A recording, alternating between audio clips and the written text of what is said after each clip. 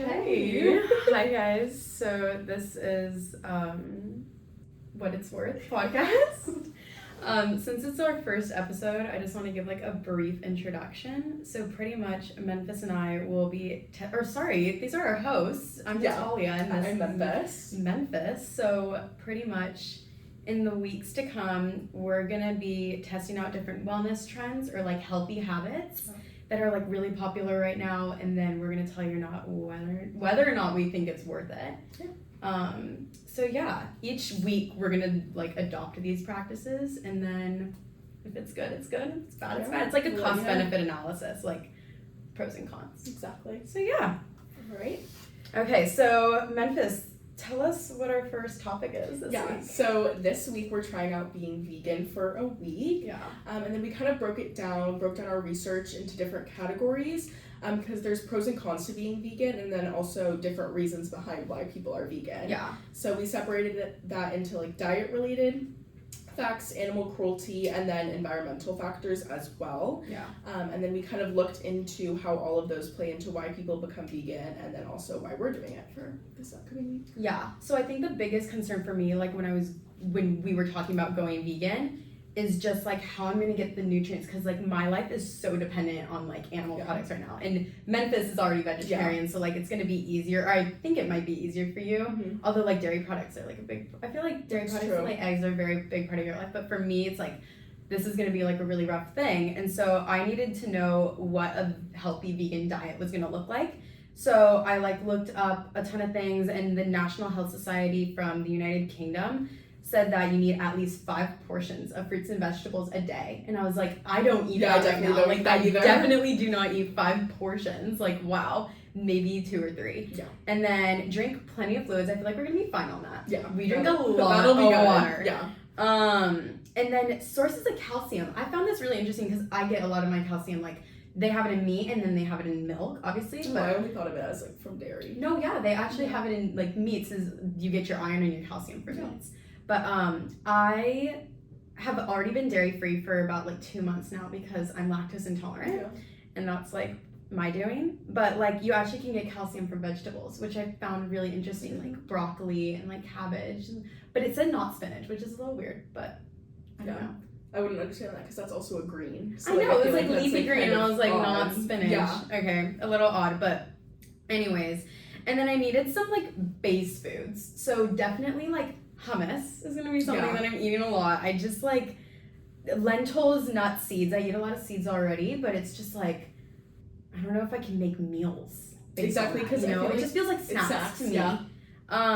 But yeah, so the reason why we're doing this, I feel like a lot of people do it for health reasons. I just watched You Are What You Eat on Netflix, and there was a guy who had like type 2 diabetes, and he completely reversed his diabetes from eating a plant-based diet. So I found that so interesting.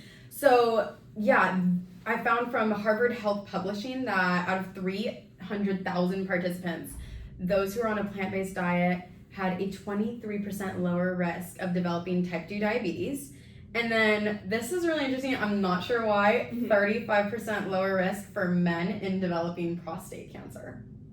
I don't know the connection there. And how was it men and not women as well? Yeah, but I did see that on the episode too. They were testing out like men and women because it does actually like impact stuff. But yeah, that's pretty much what I found. Also, it like promotes weight loss, reduce your risk of heart disease by lowering your cholesterol levels, and then like cancer. I was watching the episode and it was like meat is a carcinogen. Yeah.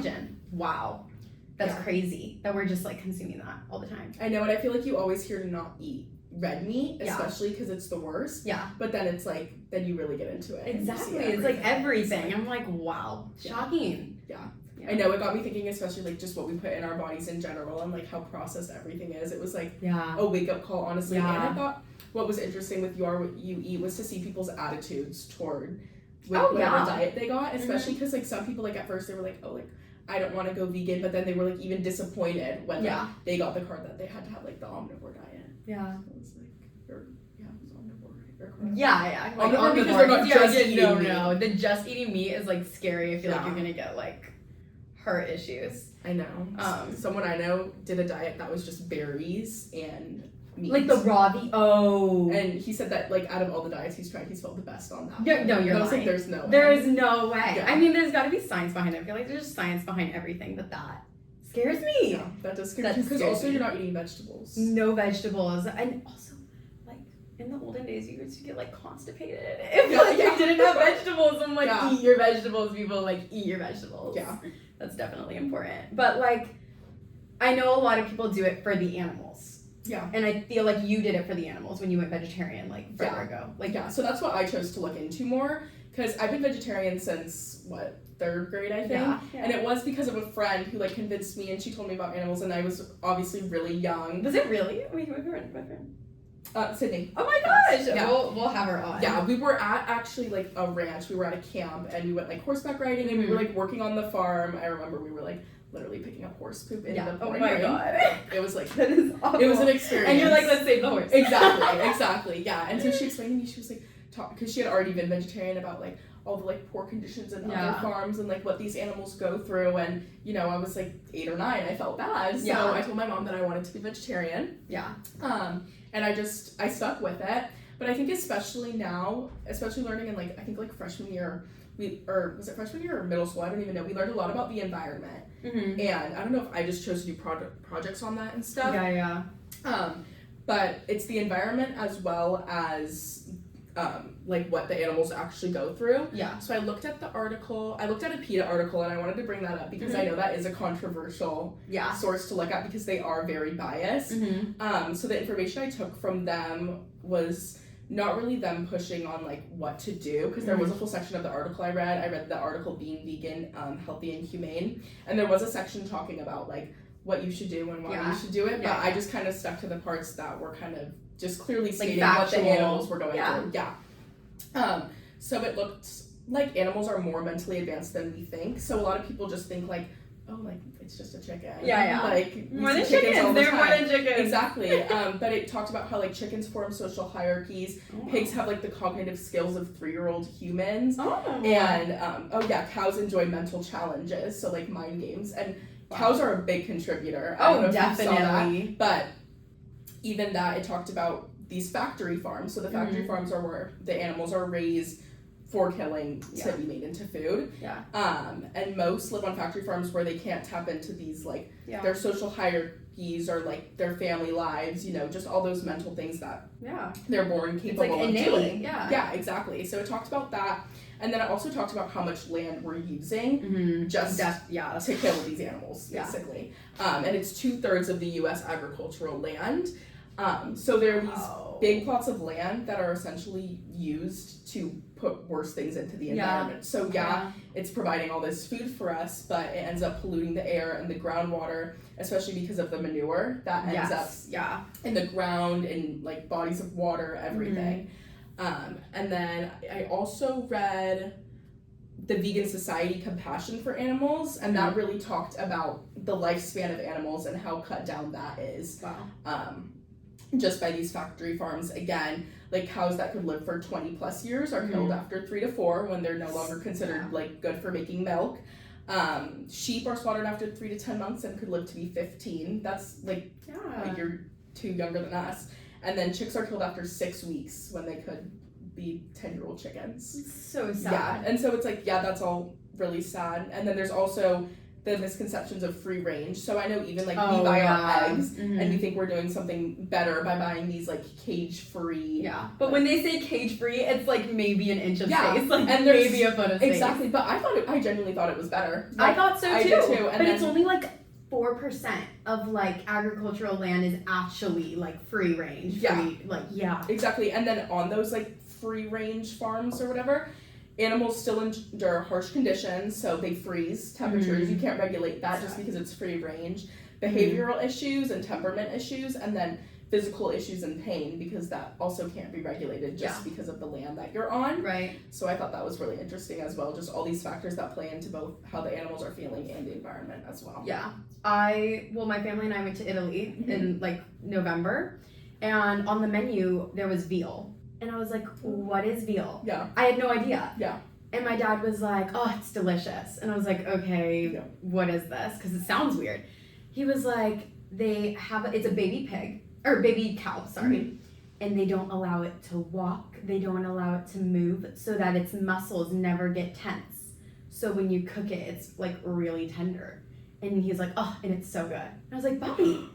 I was like, this is you a tell baby that story cow. And then And I was like, Bubby, this is a baby cow.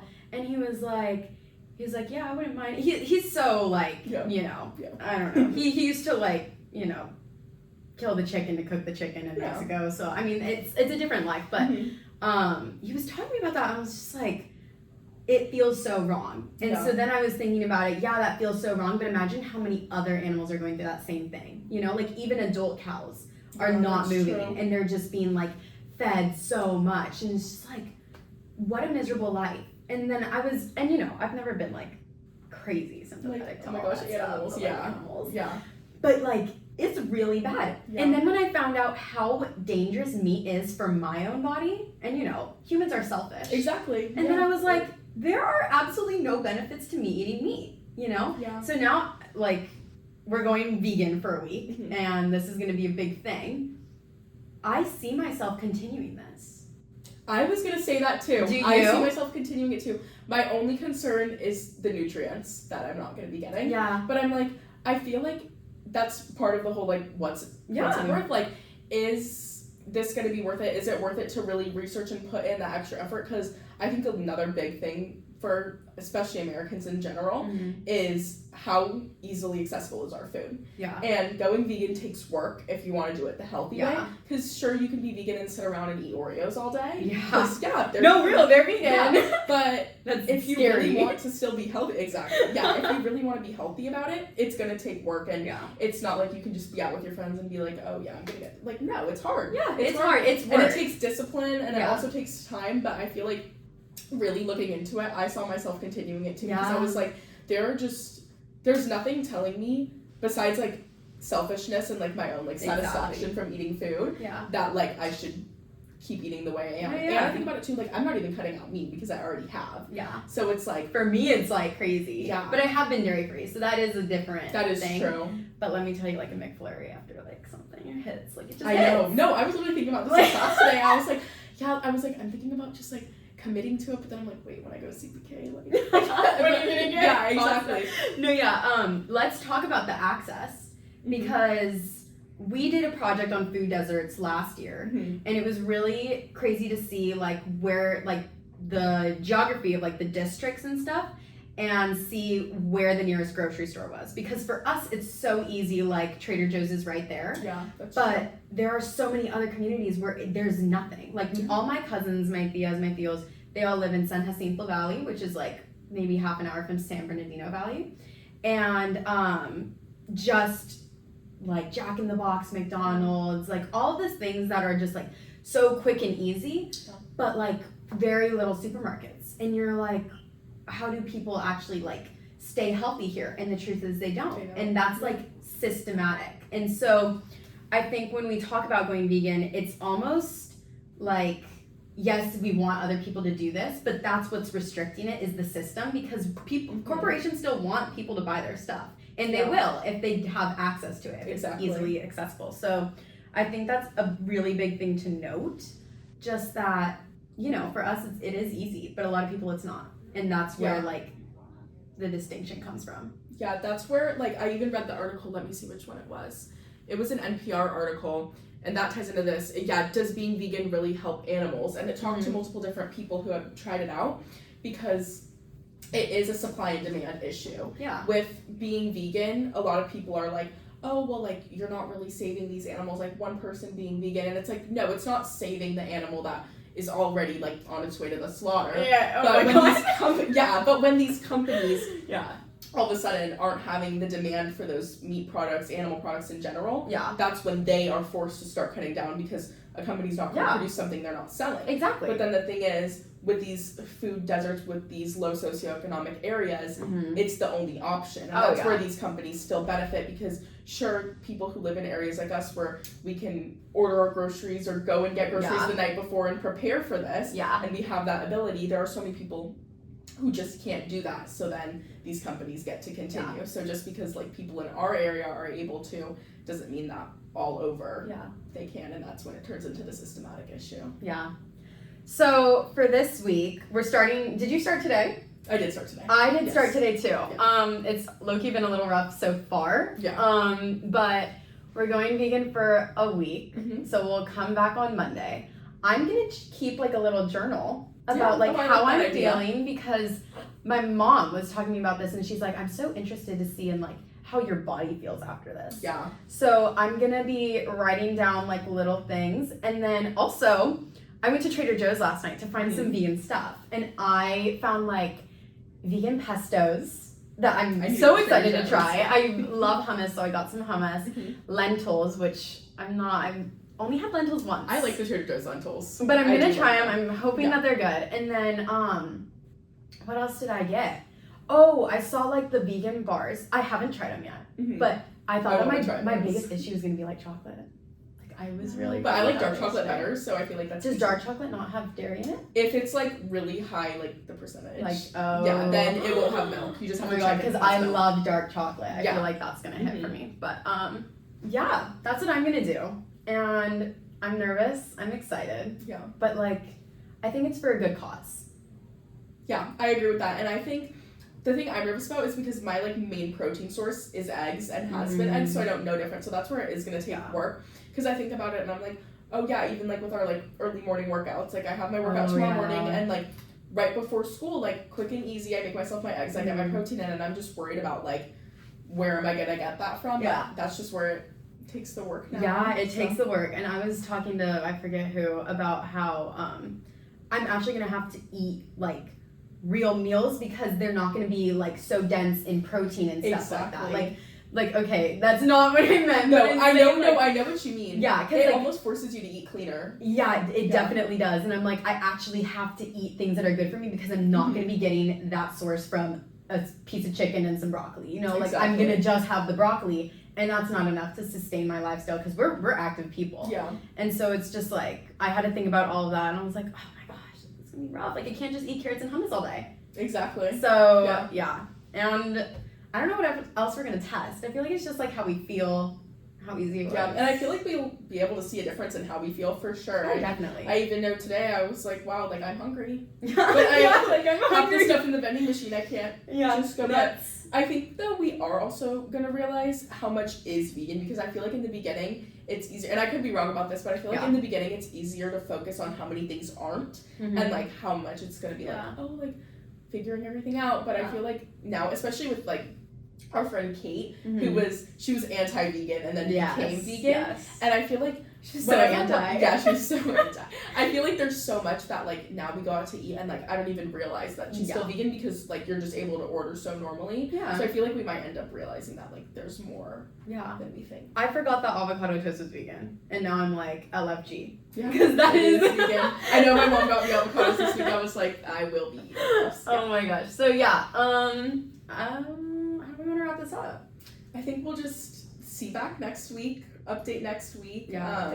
I mean, we're vegan right now. Yeah. Halfway through day one. Halfway through day one. We haven't even finished day one, but we're gonna get through it. Yeah, we'll get there. I mean, we kind of talked about our reason why we're doing it. So we'll see if it's worth doing. Yeah, we'll find out what it's worth. Exactly. That's pretty good. All right. Okay. Bye, guys. Bye.